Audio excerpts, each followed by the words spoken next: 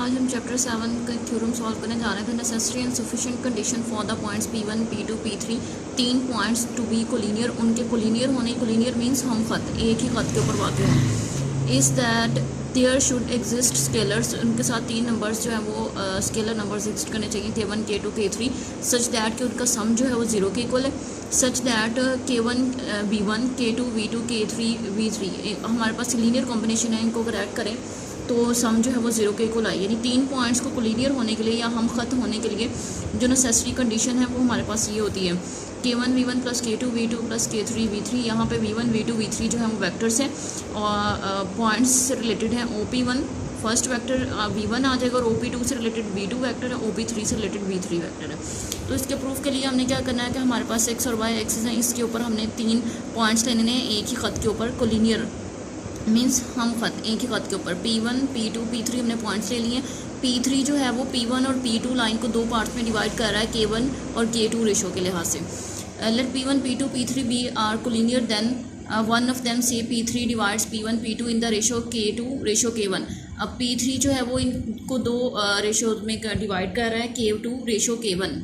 और तो हमारे पास जो रेशो फार्मूला है उससे अगर हमने पोजीशन वेक्टर निकालना हो P3 का पोजीशन वेक्टर तो वो इनके जो है वो रेशो के हिसाब से जो है वो आ जाएगा by using ratio formula K2 और इसके साथ V2 आ जाएगा वेक्टर, K1 के साथ V1 वेक्टर आ जाएगा जिसको हम लिखेंगे K1 V1 plus K2 V2 this is equal to V3 और जो है वो इनके साथ इसी की रेशो डिवाइड हो जाएगी K1 प्लस K2।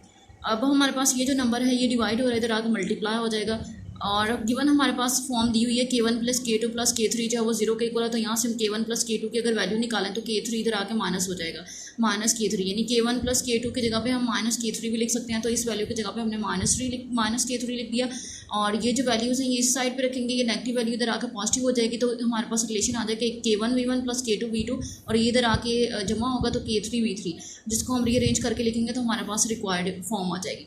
अब इसका अगर कन्वर्स हमने प्रूव करना है तो हमारे पास जो इक्वेशन दी हुई है हम उससे स्टार्ट करेंगे K1 V1 plus K2 V2 plus K3 V3 और अब हम ये प्रूव करेंगे कि पॉइंट्स को लीनियर है। पहले हमने ये सपोज किया था कि पॉइंट्स हमारे पास को लीनियर थे और उससे हमारे पास ये लीनियर कॉम्बिनेशन आना चाहिए।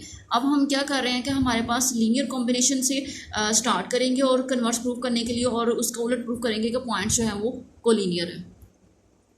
अब हमारे पास इसी तरह की बैक सब्स्टिट्यूट करते जाएंगे वैल्यूज़ जिस तरह हमने पहले सॉल्व किए हैं। K1 V1 और K2 V2 हम इसी साइड पे रखेंगे, ये इधर आकर टर्म माइनस हो जाएगी, माइनस K3 की जगह पे इसकी वैल्यू पुट कर देंगे K1 प्लस K2 और ये वैल्यू जो है ये मल्टीप्लाई और इधर आकर डिवाइड हो जाएगी तो V3 हमारे पास आ जाएगा K1 V1 plus K2 V2 और divided by K1 plus K2। और ये हमारे पास ये जो रेशो है ये रेशो फार्मूला से अगर हम देखें तो ये P3 पॉइंट का पोजीशन वेक्टर है और P3 पॉइंट का पोजीशन वेक्टर जो है वो भी डिवाइड कर रहा है जो हमारे पास P1 से P2 लाइन है इसको रेशो में K2 रेशो K1 इस रेशो से डिवाइड कर रहा है। तो ये इसका जो है वो रेशो फार्मूले से ये प्रूफ हो जाएगा कि हमारे पास जो P3 पॉइंट है ये इनको डिवाइड कर रहा होता है।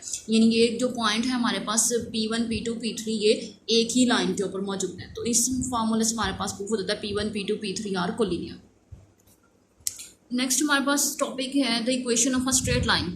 हमने इक्वेशन बनानी है स्ट्रेट लाइन की जिसके लिए हमारे पास क्वेश्चन होगा derive equation of a straight line in symmetric and parametric form. Symmetric form में भी और पैरामीट्रिक फॉर्म में भी। तो उसके लिए हम एक्स एक्सिस के ऊपर एक्स और वाई एक्सिस प्लेन में एक लाइन ले लेते हैं। एक इसके ऊपर हमने फिक्स पॉइंट ले लेना है A जिसके हमारे पास कोऑर्डिनेट्स हैं x1 y1 z1 और B पॉइंट है, इसके पॉइंट हमारे पास कोऑर्डिनेट्स आ जाएंगे x y और z। A और P के दरमियान का जो फासला है उसे हम B के इक्वल लेंगे, यानी जो A और B की मैग्नीट्यूड होगी वो B के इक्वल आएगी। Let L be a line A into x1 y1 z1 be the fix point on the line L and P into x y z be any point on the line, कोई भी point हो सकता है कि इस तरह की इनकी जो मैग्नीट्यूड है वो B के इक्वल हो। A P magnitude this is equal to B।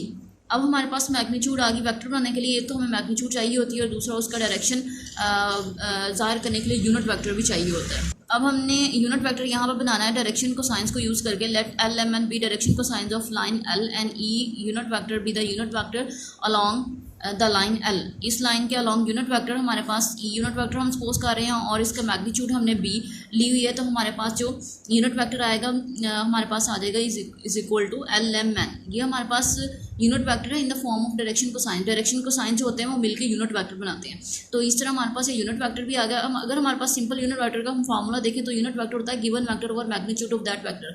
अगर हमने यहाँ से वेक्टर निकाला तो मैग्नीट्यूड डिवाइड और इधर जाकर मल्टीप्लाई हो जाएगी। इट मीन्स कि वेक्टर निकालने के लिए एक तो हमारे पास उसकी मैग्नीट्यूड होनी चाहिए और दूसरा उसके अलॉन्ग जो है यूनिट वेक्टर ये होना चाहिए। यहाँ पे हमारे पास ए पी अगर वेक्टर बनाना है तो ए पी के वेक्टर जो है इसकी मैग्नीट्यूड होनी चाहिए और यूनिट वेक्टर बनाना चाहिए। यूनिट वेक्टर हमने ई यूनिट वेक्टर सपोज किया हुआ है, ए पी की जो मैग्नीट्यूड है वो हमने बी सपोज की हुई है, ए पी की जगह पे हमने बी पुट कर दिया। ई यूनिट वेक्टर हमारे पास वैल्यू मौजूद है l m n. A p vector से मुराद पी में से ए जो है वो उसको माइनस कर देना है। पी हमारे पास वैल्यू है x y z opposition vector और ए पोजिशन वेक्टर की x one y one z one. हम वैल्यूज माइनस कर देंगे, पहले में से पहला माइनस कर देना, दूसरे में से दूसरा और तीसरे कंपोनेंट में से तीसरा माइनस कर देना। सिमिलर हमारे पास ये बी जो है मल्टीप्लाई हो जाएगा साइड टर्म्स के साथ। अब हमारे पास दो वेक्टर कब इक्वल होते हैं जब उनके कॉरस्पॉन्डिंग एलिमेंट्स इक्वल होते हैं। फर्स्ट एलिमेंट फर्स्ट के इक्वल आ जाएगा, सेकंड के इक्वल आ जाएगा और थर्ड वाला थर्ड के इक्वल आ जाएगा। यहाँ से हमने जो है वो एल जो इधर मल्टीप्लाई और इधर आके डिवाइड कर दिया, इस तरह एम इधर डिवाइड कर देना है और एन इधर लाके डिवाइड कर देना है। हमारे पास ये सारी वैल्यूज जो है बी के इक्वल हैं, तीनों वैल्यूज बी के इक्वल हैं। तो इनको कंपेयर करेंगे तो इनकी ये जो साइड्स हैं ये आपस में बराबर आ जाएंगी। ये जो हमारे पास फॉर्म आई है इसे हम कहेंगे ये हमारे पास इक्वेशन ऑफ स्ट्रेट लाइन है in symmetric form, which is equation of line in symmetric form. अब हम इसकी एक और फॉर्म बनाना चाह रहे हैं symmetric form in the sense of direction ratios. Let lambda mu nu be the direction ratios of line l and let कि इनको सबका स्केयर लेके इनको सम करते हैं तो इनकी मैग्नीट्यूड हमारे पास आ जाएगी। इन सबकी मैग्नीट्यूड अब निकालें उसको हम किसी एक नए नंबर के को सपोज कर लेते हैं। यहाँ पे हमारे पास टी है। अब हमने चूंकि जो डायरेक्शन को साइन निकालना होता है उसमें हर एक के साथ सिमिलर वैल्यू जो है डिवाइड होती है, यानी एक जैसी मैग्नीट्यूड डिवाइड होनी होती है, इसलिए हमने इसको मैग्नीट्यूड फॉर्म में निकाला है और इसको हमने नए वेरिएबल टी के इक्वल रखा है।